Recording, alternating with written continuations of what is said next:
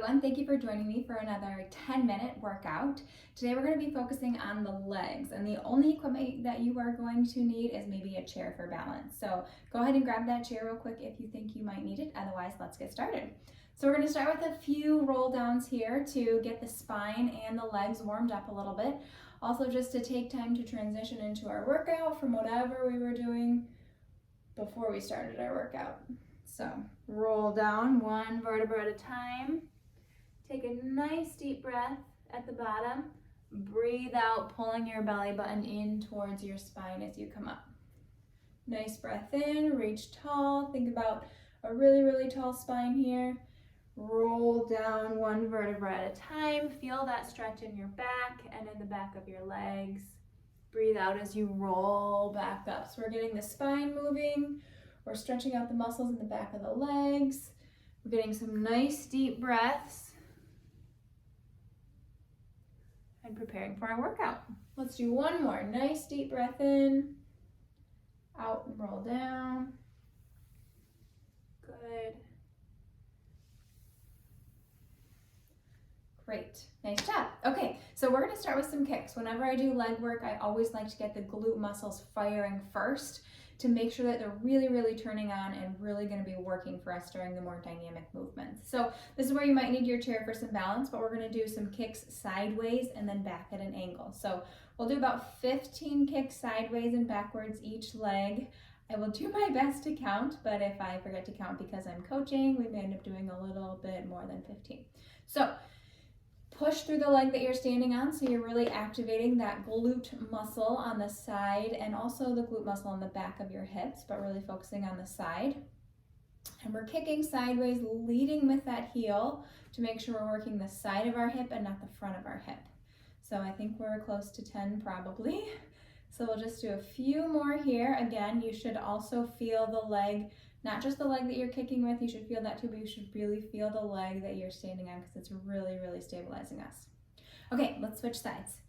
So again, we're pushing through the leg that we're standing on. Think about making yourself really, really tall through that leg and lead with that heel. So you're really activating the muscles on the side of your hip. You also want to make sure that that leg isn't coming forward in front of your other leg. You want to keep it right in line with your leg. If anything else, maybe just a little bit back behind your leg. If your balance is not quite good enough to do this without a chair, that's fine. Go ahead and grab that chair so that you can really focus on having good form with this exercise.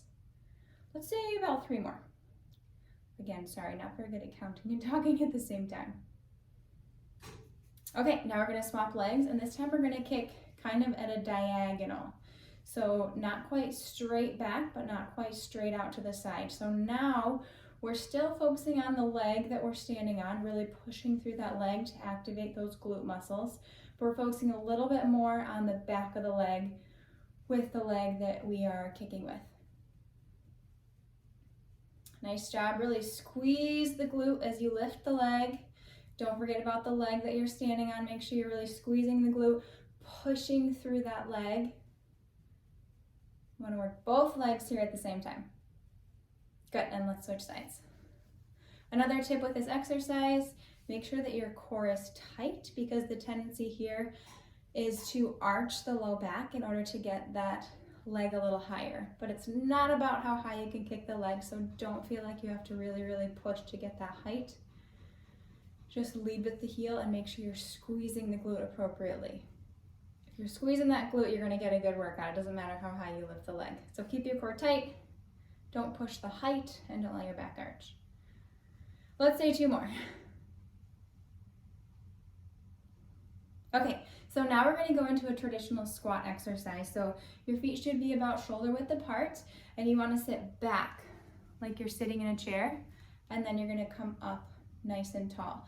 Make sure when you come up that you're really squeezing your glutes and pushing your hips forward. Good, we're working the thighs, we're working the butt. Lots of muscles here, even the core a little bit to hold us in a really nice posture. Good, and one other thing as you're watching me from the front, make sure that your knees are not caving in. So this is what you don't want to do. Okay, we're gonna do 5 more here, and I'm gonna turn to the side. So see hips go straight back, torso or upper body stays tall. There's 2, we've got 3 more. Really squeeze your butt at the top, push those hips forward. 1 more. Good. Okay, now we're gonna go into a sumo squat. So what a sumo squat is, toes are pointed out, feet are a little wider than shoulder width apart, and then as you go down, think about going straight down like you're sliding down a wall. This also is gonna work the thighs and the glutes, but it's gonna target the inner thighs a little bit too. So again, same thing here. When you come up, really squeeze your glutes. Think about a zipper between your legs. You're just zipping that zipper up, activating all of those muscles inside of the legs, outside of the legs, and really, really, really squeezing the glutes nice and hard at the top. All right, can we do 5 more here? Again, squats get your whole body moving, so it's a lot of cardio work as well. So if I'm out of breath a little bit, that's why. Okay, I lost count again. Let's say 1 more. I think we're close to 5.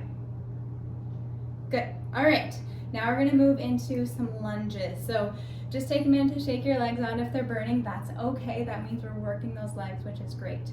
So I'm gonna turn sideways so you can see the form here. So you're gonna split your legs, so 1 leg in front of the other, but still about shoulder width apart, maybe not quite that far. But you want a little bit of width between your legs. So all you're gonna do here, you're gonna lunge down. Oops, see, my foot was too far forward. So make sure you kick it back so that you're going straight down and that knee isn't going too far forward. So let's do 10 of these because they're pretty challenging. And you don't have to go down as low as I'm going. Just go down as far as you feel comfortable with. And if you need a little bit of support from a chair for balance, oops, see, I just lost my balance there a little bit. That's okay.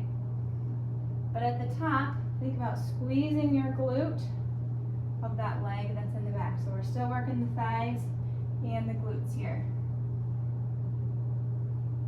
And I lost count. We'll say 3 more.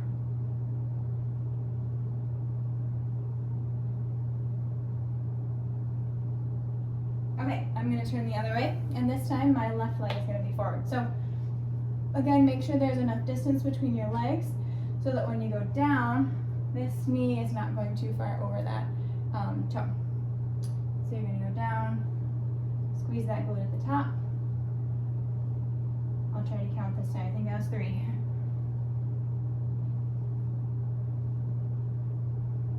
Another thing here with that front knee, just like with the squat, you want to make sure that that knee isn't caving in. So keep that knee in line with your hip and your foot. Let's say 2 more.